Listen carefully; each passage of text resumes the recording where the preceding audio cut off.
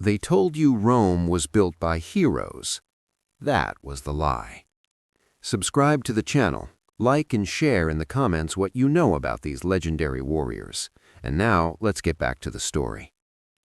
Rome was built by men who slept on dirt with splinters in their hands, who could dig a ditch in the rain like it was prayer, who could march until their feet forgot they were feet, who could kill on command and then stand perfectly still while an officer inspected the shine on a buckle. They called it disciplina. They said it like a blessing. And the first time you hear the sound of a legion moving at night, thousands of sandals whispering over gravel, armor clinking softly, the breath of men kept in rhythm by fear, you realize something that never makes it into marble statues. A Roman legion isn't an army, it's a machine. And you, citizen, farmer's son, debtor, a runaway from a dull life, are about to become a replaceable part. The recruiters smile. You don't join the legions in a blaze of glory. You join in a dusty forum under a sun that makes everything feel smaller, especially you. The recruiting officer doesn't shout. He doesn't need to. His scroll speaks louder than any voice. 20 years under the eagle, steady pay, food, boots, a share of plunder if you live long enough to earn it, and, this is the hook that catches men like fish, a discharge bonus and land if Rome decides you've been useful. He looks you over like a mule. Strong shoulders, teeth intact, hands that can grip, age close enough that your bones still forgive you for what you're about to do. He asks your name, your father's name, your birthplace, citizen or not. If you lie, you'll pay later. Rome hates many things, but it hates administrative surprises most of all. You sign, or you mark the parchment if you can't write. You become a line in a ledger. Then you're walked, politely, efficiently, into a new life. And this is the first real shock. The Legion doesn't recruit your courage, it recruits your compliance. The oath that closes like a trap. They gather you with the other new men, dozens, sometimes hundreds, standing in a rough square, while veterans watch with the dull eyes of men who've seen the inside of every excuse. An officer steps forward and recites the words you'll repeat. This is the sacramentum, an oath not just to serve, but to obey. Obey the emperor, obey your commanders, do not desert, do not steal from comrades, do not run. And then the blade slides in. You swear to follow orders even unto death. The oath isn't poetry, it's a contract written on your future. In that moment, your life becomes state property, leased back to you day by day as long as you remain useful. The veterans don't cheer, they nod, like craftsmen watching raw iron placed into a furnace. The first lesson, your body is not yours. They strip you of softness with small humiliations, hair cut short, beard scraped, clothes replaced with uniform issue. The world becomes standardized, belts, tunics, hobnailed sandals, cloak, pack, weapons, armor, until your spine feels like it belongs to someone else. This is done on purpose. Rome has learned a brutal truth. Men with heavy packs don't wander off. They don't chase fantasies. They don't run far. A centurion, vine staff in hand, a symbol as famous as any sword, watches your posture. Again, you march. Again, you march. Again, you march. You march until the rhythm replaces thought. If you ever wondered how Rome reaches the edge of the world, here is the answer. It walks there, step after step, and dares your body to disagree. Training with weapons heavier than war. Your first sword isn't the one you'll use in battle. They give you a wooden practice blade, often heavier than a real gladius, and a bulky training shield. The point is simple. When you finally hold real steel, it will feel fast and merciful. You don't learn to slash like a barbarian in a painting. You learn to stab. Short thrusts, under ribs, into belly, into the soft gaps of armor. again and again into a wooden post until your shoulders burn and your wrists learn the angle without permission from your mind. They teach you to throw the pilum, the heavy javelin that begins a Roman fight like a slammed door. You hurl it until you understand the real purpose. A well-thrown pilum doesn't just wound, it ruins shields, breaks formations, turns a proud enemy line into a scattered argument. Then comes formation work. You think you're learning to fight, you're actually learning to become a moving wall. Step, lock, advance, pause, dress the line, maintain intervals. Don't look at the man you're about to kill. Look at the back of the shield in front of you. A Roman legionary is not trained to be brave as an individual. He's trained to be brave as a unit. The camp that appears like magic and isn't. On your first long march, you arrive at dusk.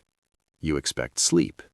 Instead, you watch the officers select the site with the casual confidence of men choosing where to place a table. Then the orders snap out. In minutes, the machine transforms into engineers. You dig a ditch, you throw up a rampart, you plant sharpened stakes, you set up gates with streets aligned like a miniature city. Tents go up in measured rows. By the time the last light fades, an armed fortress exists where, a few hours earlier, there was only grass. This is one of Rome's darkest tricks. Dark because it's so effective. Every night, the legion builds a fort to protect itself from the world. Every morning, it dismantles it and carries the idea forward. If an enemy attacks, they do not find tired men scattered in a field. They find walls. And behind them, thousands of soldiers who have rehearsed this exact moment more times than they can remember. Discipline, the word that means pain. In camp, you learn the second shock. Rome can be more dangerous than the enemy. The centurion's staff is not decoration. It corrects posture. It corrects hesitation. It corrects disrespect. Small offenses earn small punishments, extra duties, reduced rations, public humiliation, nights on watch when your eyes feel like sand. Big offenses change the air in the unit. If someone falls asleep on guard duty, the punishment can be fatal, because one man's sleep can kill a cohort. There are stories, whispered, never spoken loudly, of fustuarium, the clubbing to death of a man condemned by his comrades. You don't know if you'll ever see it. You only know the possibility hangs above you like a sword that never dulls. And then there's the word every recruit learns to fear, even if it rarely happens: decimation. A unit disgraces itself, cowardice, mutiny, collapse, and Rome punishes not just the guilty, but the pattern. Men are selected by lot. 1 in 10 is executed by the other 9. That is the point. Not the death. Rome has plenty of death. The point is what it does to the survivors. It teaches them that the unit will police itself, because the unit's failure becomes everyone's problem. That's the machinery of terror. Cold, efficient, memorable. This is how Rome keeps men in line when no one is watching. It makes each man a guard over the others. The legionary's life: work, routine, and a thin line of luck. You eat like a laborer, because you are one. Grain porridge, bread, bacon when it comes, cheese, wine cut with water, whatever can be hauled behind the army without spoiling. The camp smells of smoke and sweat, leather and boiled grain. Your hands are never clean. You dig, you hammer stakes, you repair sandals, you sharpen blades, you carry stones for roads, you haul timber, you build bridges across rivers that look like they should swallow men whole. You practice swimming in armor because rivers don't care about orders. You learn to sleep on command. You learn to wake in the dark without complaint. And slowly, without realizing it, you become something different than the boy who stepped into the forum. You become a man who can be dropped anywhere, forest, desert, swamp, and still produce the same output. A fort, a line, a march, a kill. The kit that makes you dangerous. When you finally receive full gear, it feels like being handed a second body. A helmet that turns fear into muffled sound. Body armor, chainmail in many units, sometimes segmented plates, heavy enough to make you hate it, good enough to make you love it later. The scutum, the curved shield, wood and leather, a boss of metal at the center, big enough to hide behind, strong enough to punch with. The gladius, short and honest, not a hero's sword, an accountant's sword, designed for efficiency in tight ranks. The pilum, a dagger for the close, ugly moments. And behind you, the part the statues always forget. Artillery, engineers, surveyors, men who know how to turn earth into walls and walls into weapons. Rome doesn't rely on one tool. Rome brings a toolbox. The first campaign, under Principate, Britain, where the world fights back. Remember, you have no say. You go where the army goes. You hear rumors first, of Claudius crossing to Britain, of swamps and painted warriors, of chariots screaming through mist. Then you're there. Britain smells like wet earth and stubbornness. The enemy doesn't fight like Rome. They rush, they scream, they vanish into forests where your formations feel clumsy. So the Legion does what it always does. It makes the land obey. Roads appear like scars across the countryside. Forts pop up at river crossings. Supply lines harden. Scouts, auxiliaries, often non-citizens fighting for pay and future rights, range ahead like wolves. Then rebellion comes like a firestorm. A queen, Boudica, raises tribes and burns settlements. Refugees run past your marching column with eyes like empty cups. You are ordered to fight, not as a man, as a cog.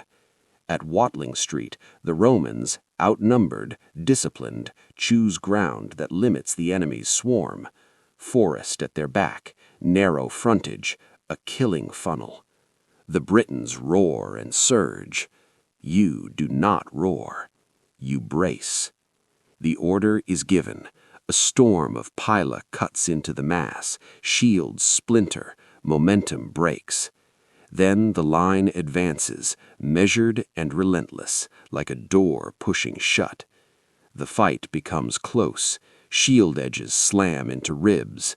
The gladius does its work in short, brutal thrusts. The enemy tries to overwhelm you with numbers, but numbers mean nothing against a wall that doesn't panic. When it's over, the road is littered with the cost of disorder. You stand there breathing through sweat and metal and realize the truth that makes Rome terrifying. Rome is not faster. Rome is not stronger. Rome is not even always braver. Rome is steadier. Raids, the quiet violence. Battles are rare. Work is constant. Sometimes the work is ugly. A village suspected of harboring rebels, a granary that must be seized, a bridge that must be denied to the enemy. You move at night. No torches, no songs, only the hiss of breath and the soft tap of iron on leather. When the order comes, it happens quickly. Doors kicked, men dragged out, weapons confiscated, leaders separated from the crowd. Rome does not always kill everyone. Rome often does something colder. It makes an example. a handful executed publicly, a few taken as hostages, a fine imposed, a census enforced, the message delivered in the universal language of empire. We know where you live. We will return. You learn to dislike the silence after a raid, the way your hands shake, not from fear, but from the body's confusion at doing violence without the cleansing chaos of battle. This is the other function of the Legion, not just to win wars, but to teach obedience. Siegecraft, when the Legion becomes a moving city of tools. Years pass, emperors change, your oath remains. In the east, revolt ignites in Judea. The land is hot, the towns stubborn, the religion fierce, the politics poisonous. You arrive to a war of walls. Jerusalem is not taken by a heroic charge, it is taken by method. The Legion builds ramps, digs trenches, raises earthworks, cuts down trees until hills go bald, constructs siege towers, moves artillery forward with the patience of men laying out furniture. Stones fly, bolts hiss, walls crack. Inside the city, famine does what swords cannot. Outside, the Legion holds its lines, building fortifications around the fortress like a noose. It is engineering as cruelty, mathematics as conquest. When the breach finally comes, you push through smoke and screaming and rubble, and you understand why Rome is feared, not because it fights like an animal, because it fights like a bureaucracy with teeth.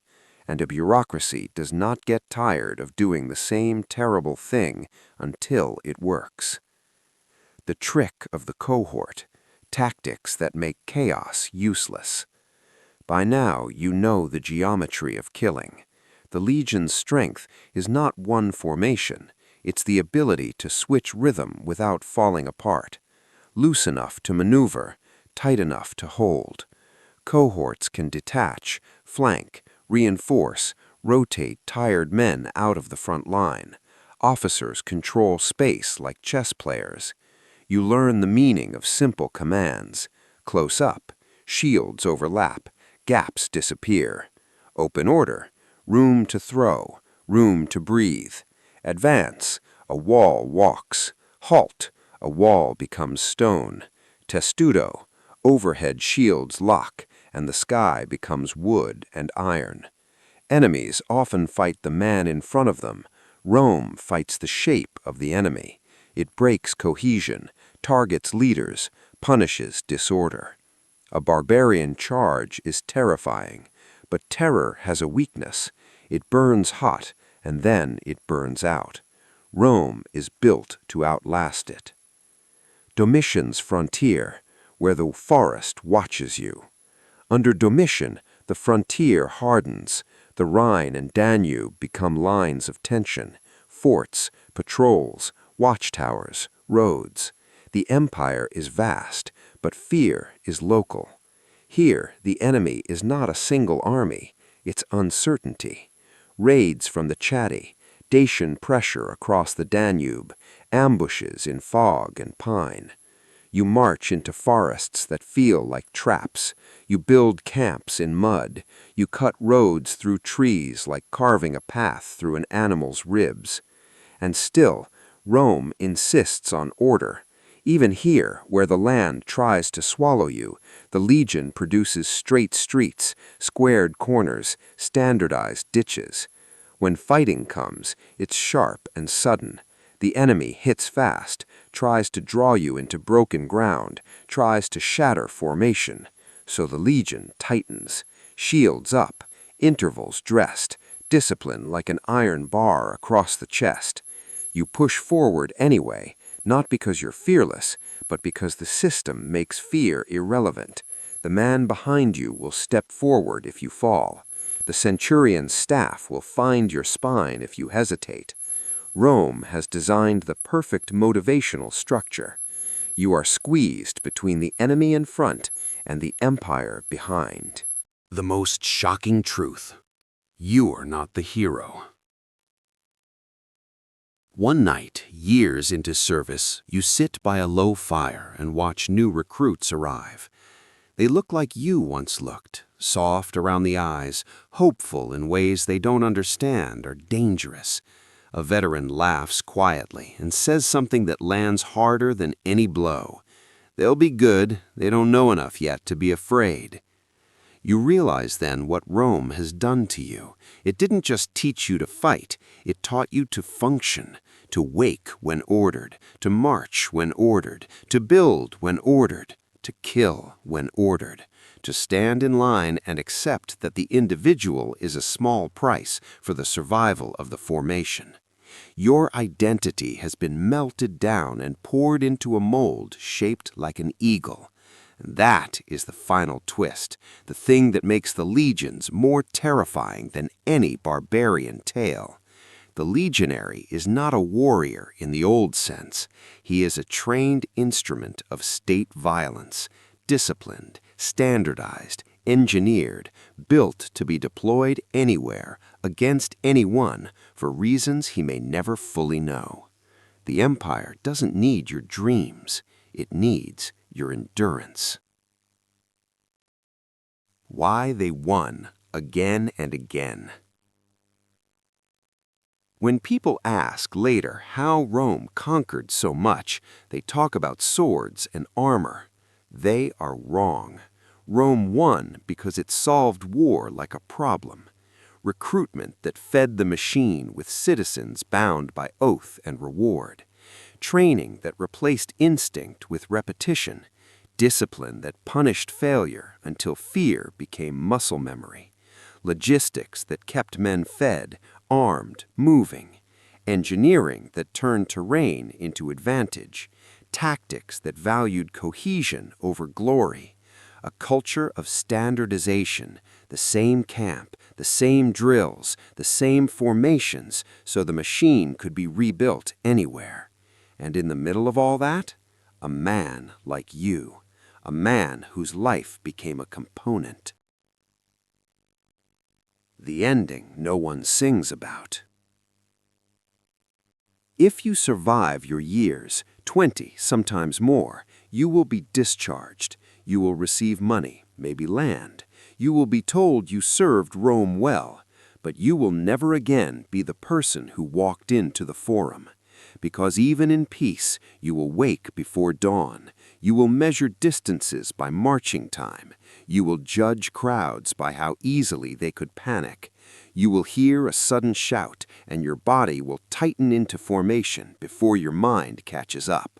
And sometimes, when the wind is right, you will remember the sound of the legion moving at night, thousands of men breathing like one organism, and you will feel an emotion that is not pride, not fear, not even grief, something stranger, the knowledge that you belonged once to the greatest machine the ancient world ever built, and that the machine never cared whether you were ready, only whether you worked. Because the Roman legionary of the Principate was not raised to be a legend, he was forged to be reliable. And that, in the end, is the most shocking kind of power.